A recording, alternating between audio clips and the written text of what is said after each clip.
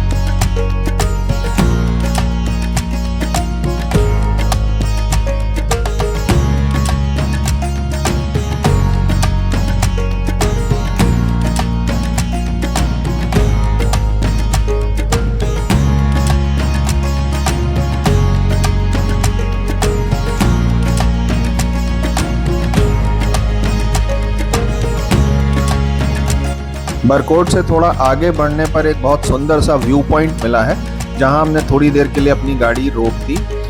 काफ़ी बड़ी सी सुंदर सी खुली जगह थी। यहाँ से पूरा आपको 360 व्यू बहुत अच्छा मिल सकता है। यहाँ पर ख़ास बात क्या है ना कि एक तरफ पूरी वैली का खूबसूरत नज़ारा मिलता है और दूसरी तरफ घूमिए तो पहाड़ पे लगे सीधे लंबे खड़े पेड़, और इन पेड़ों की डेंसिटी भी अच्छी खासी है। मतलब ऐसा लगता है जैसे कोई परफेक्ट फिल्मी लोकेशन हो। मैंने देखा जो भी गाड़ी निकल रही थी, 1-2 गाड़ियों को छोड़कर लगभग सभी यहाँ पर थोड़ी देर का हॉल्ट ले रहे थे। हमारे साथ और भी काफ़ी टूरिस्ट थे जो इस जगह की व्यू का पूरा मज़ा ले रहे थे। एक तरफ यहाँ पर चाय और मैगी का स्टॉल भी था, तो अगर आप चाहें तो एक शॉर्ट टी ब्रेक के साथ कुछ अच्छी वीडियोस या फोटोज़ अपने लिए निकाल सकते हैं। तो चलिए अब यात्रा में बढ़ते हैं आगे। अभी ना ड्राइव करने में भी काफ़ी अच्छा लग रहा है, क्योंकि अब रोड कंडीशन भी अच्छी है और थोड़ा रोड कोजी सी भी है, और व्यूज़ के तो कहने ही क्या, बहुत अच्छे व्यूज़ हैं।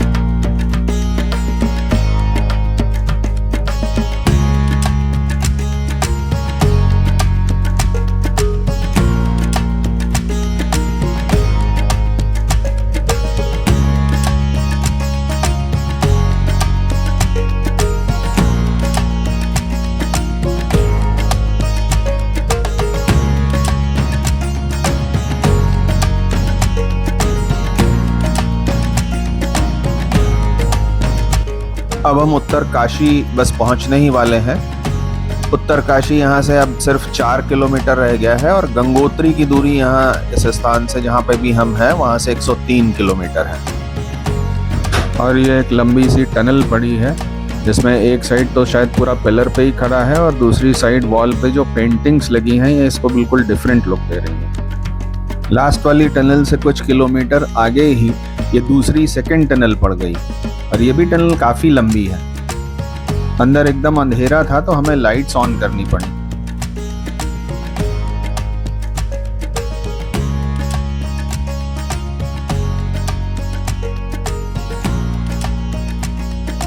हम इंटर कर गए हैं उत्तरकाशी में। यहाँ पेट्रोल पंप पर हमने अपना फ्यूल टैंक रिफिल कराया।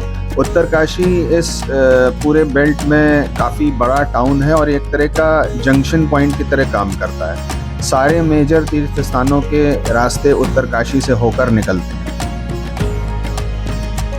उत्तरकाशी क्रॉस करके हम हाईवे पर आ चुके हैं और अब यहाँ से गंगोत्री लगभग 100 किलोमीटर रह गया है।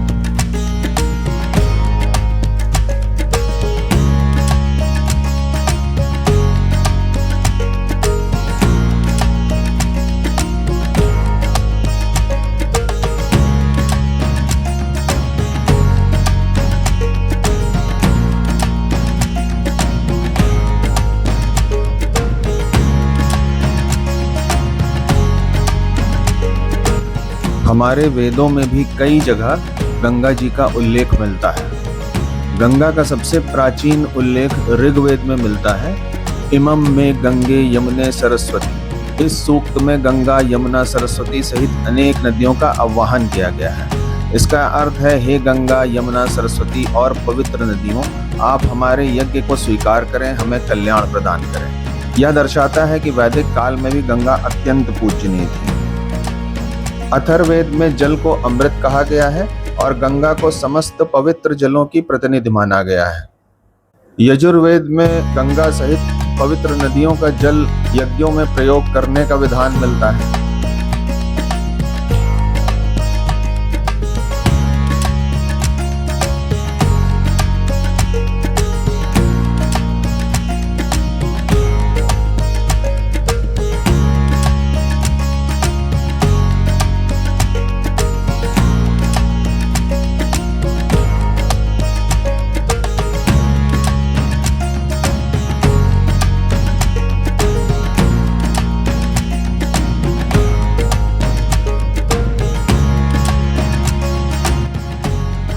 सिर्फ 28 किलोमीटर की हमारी आज की जर्नी और बची है। आगे बाईं तरफ जो डाइवर्जन दिखा रहा है वो हर्षिल के लिए जाता है। हर्षिल वैली बहुत ही सुंदर जगह है। गंगोत्री धाम में दर्शन करने के बाद हमने हर्षिल को भी एक्सप्लोर किया, जो हम आपको अपने अगले वीडियो में दिखाएंगे। यहाँ से श्री गंगोत्री धाम 26 किलोमीटर दिखा रहा है और गोमुख 18 किलोमीटर दिखा रहा है। और हम पहुंच चुके हैं गंगोत्री धाम। सामने आपको गंगोत्री धाम का द्वार नजर आने लग गया होगा।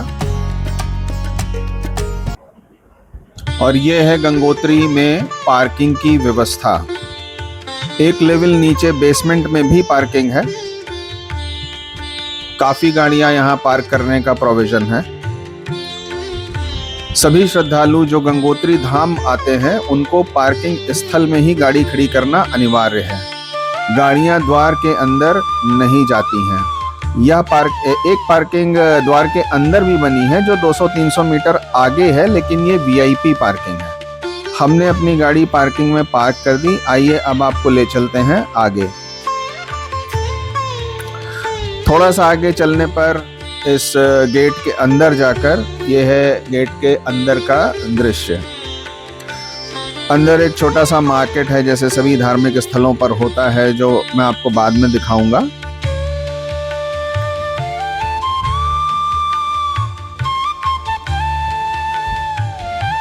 यहाँ हमने GMVN के गेस्ट हाउस की बुकिंग कर रखी थी।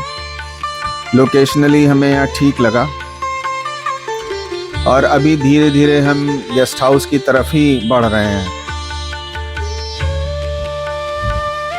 अंदर के द्वार से भी हमें लगभग 300-400 मीटर का वॉक लेना पड़ेगा, तब हम गेस्ट हाउस तक पहुंच पाएंगे। और अगर आप चाहें तो अपने लगेज के लिए यहाँ पोर्टर भी अवेलेबल रहते हैं, जो पास के ग्रामीण इलाके से या नेपाली लोग होते हैं, उनको आप कुछ पैसे देकर अपना लगेज कैरी करवा सकते हैं। और ये है GMVN गेस्ट हाउस की तरफ जाने का रास्ता, जिस पे हम अग्रसित हैं।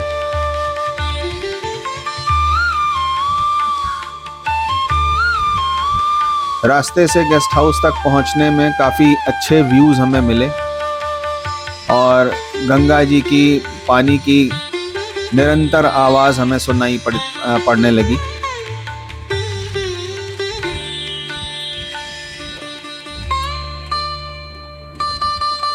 ये एक छोटा सा पुल था जिससे नीचे गंगा नदी बह रही है, आप देख सकते हैं।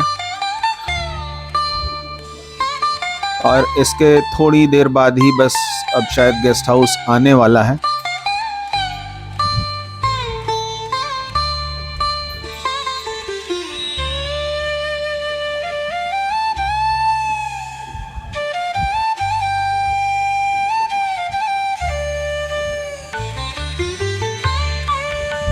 ये सामने गेस्ट हाउस की बिल्डिंग नजर आ रही है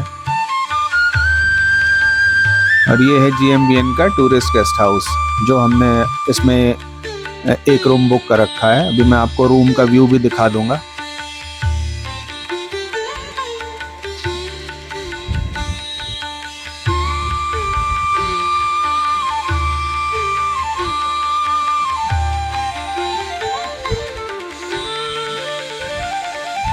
ये देखिए, ये है रूम का व्यू।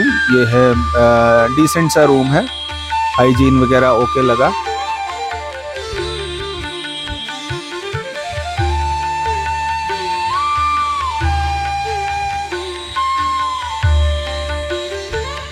ये वॉशरूम के बाहर छोटा सा ड्रेसिंग एरिया है, जिसमें इन्होंने 2 सीटिंग और एक टेबल भी डाल रखी है। ये वॉशरूम का व्यू है, गीजर वगैरह इंस्टॉल्ड है। कुछ देर के आराम के पश्चात मैं गंगोत्री मंदिर दर्शन के लिए निकल पड़ा, जो यहाँ से सिर्फ 500 मीटर की दूरी पर ही स्थित है।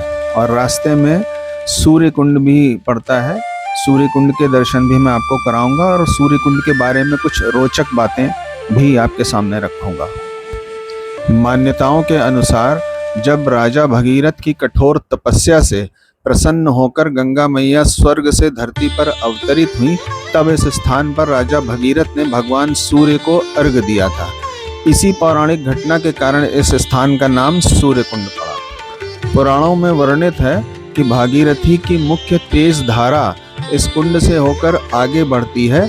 ऐसा माना जाता है कि नदी की लहरें आज भी स्वतः ही सूर्यदेव को अर्घ्य देते हुए आगे प्रवाहित होती हैं।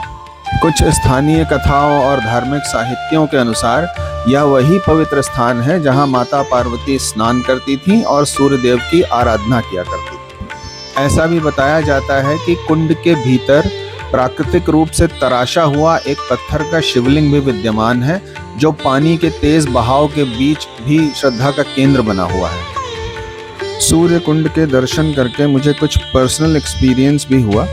वो यह है कि अगर आपके मन में भक्ति भाव है तो यह स्थान आपको शायद बहुत शांति देगा और पानी का शोर आपको एक मेडिटेशनल म्यूजिक की तरह लगेगा। लेकिन अगर आपके मन में इस तरह का भक्तिभाव नहीं है और आप सिर्फ एक टूरिस्ट की तरह गए हैं तो सूर्यकुंड में पानी का प्रचंड वेग और तेज आवाज आपको डरा भी सकती है।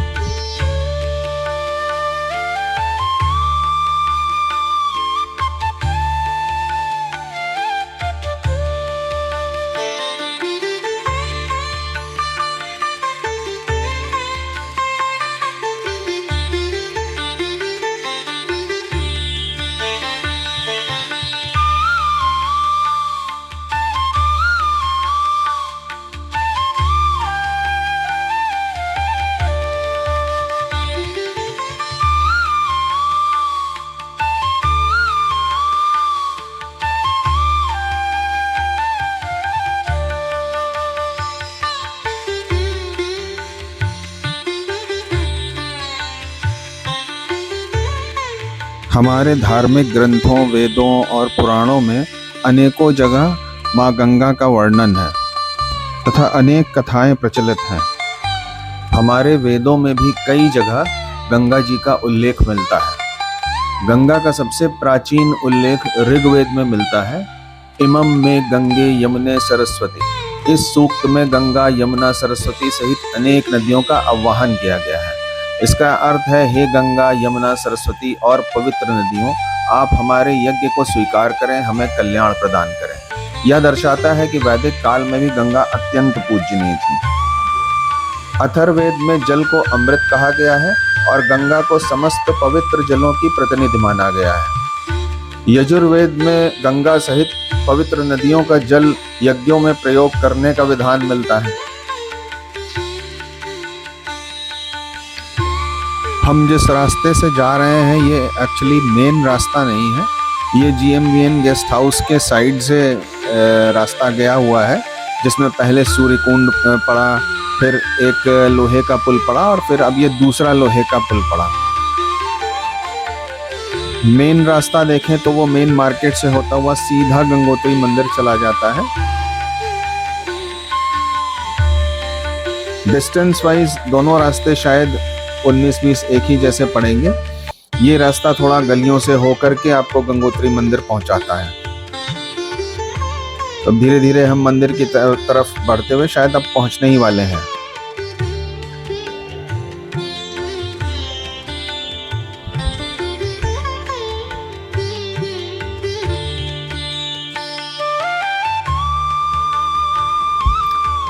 अभी देखिए ये गली हमें मेन मार्केट में ले आई है और ये सामने है माँ गंगा का मंदिर, गंगोत्री धाम का प्रवेश द्वार।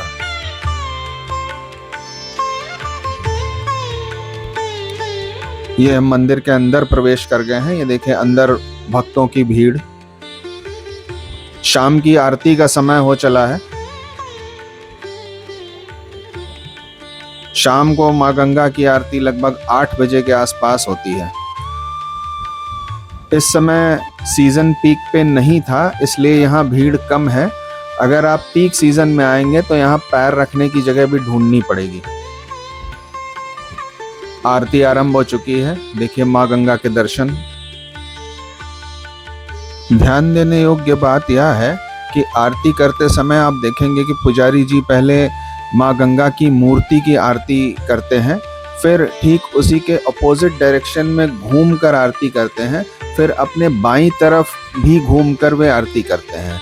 ऐसा करना एक विशेष तांत्रिक, वैदिक और आध्यात्मिक नियमों पर आधारित है। गंगोत्री मंदिर के गर्भगृह में केवल गंगा मैया की मूर्ति ही नहीं है, बल्कि उनके साथ माता यमुना, लक्ष्मी जी, सरस्वती जी, राजा भागीरथ और आदि गुरु शंकराचार्य जैसी अन्य दिव्य शक्तियां भी प्रतिष्ठित हैं। जब पुजारी जी मुख्य मूर्ति की आरती करने के बाद ठीक पीछे या विपरीत दिशा में घूमते हैं तो वे मंदिर परिसर में मौजूद अन्य देवी देवताओं, क्षेत्रपाल यानी रक्षक देवताओं और वहां उपस्थित श्रद्धालुओं को आरती समर्पित करते हैं। जब पुजारी विपरीत दिशा से होते हुए बाईं तरफ घूमते हैं तो वे उस ऊर्जा चक्र या परिक्रमा के चक्र को पूरा कर रहे होते हैं। तंत्र और आगम शस्त्रों के अनुसार विशेष ऊर्जा केंद्रों जैसे गंगोत्री पर ऊर्जा को बांधने और वातावरण में सकारात्मक तरंगे फैलाने के लिए इस अर्ध परिक्रमा या विशेष प्रकार के घुमाव को किया जाता है। गंगोत्री मंदिर में सदियों से मुखवा गांव के सेमवाल जाति के पुजारी ही पूजा आरती का संचालन करते चले आ रहे हैं। पीढ़ियों से चली आ रही उनकी इन गुप्त पूजा पद्धतियों और परंपराओं के अनुसार आरती की इस विशेष मुद्रा और दिशा परिवर्तन को मां गंगा की प्रसन्नता और मंदिर की तांत्रिक सुरक्षा के लिए अनिवार्य माना गया है।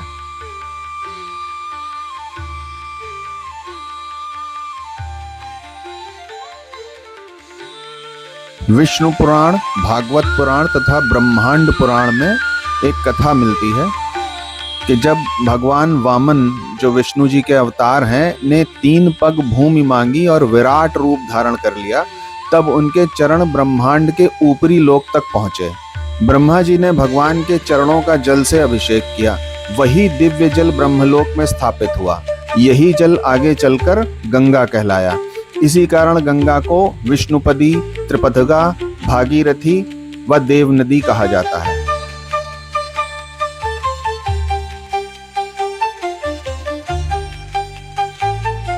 पुराणों के अनुसार गंगा तीनों लोकों में बहती है। स्वर्ग में मंदाकिनी, पृथ्वी पर गंगा और पाताल में भोगवती। इसीलिए उनका एक नाम त्रिपथगा भी है।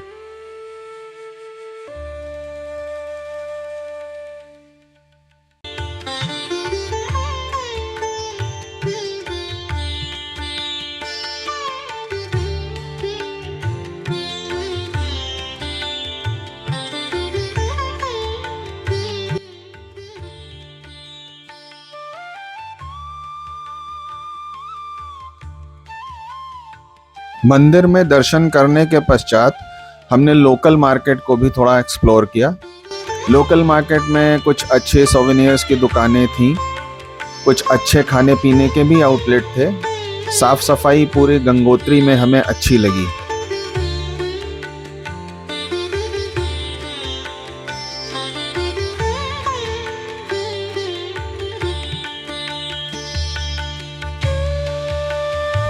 यह स्थान हमें बहुत ही अच्छा लगा, किंतु हमारे पास सिर्फ एक दिन का ही समय था, तो अगले दिन भी समय निकालकर हम थोड़ी देर के लिए मंदिर दर्शनों के लिए चले गए।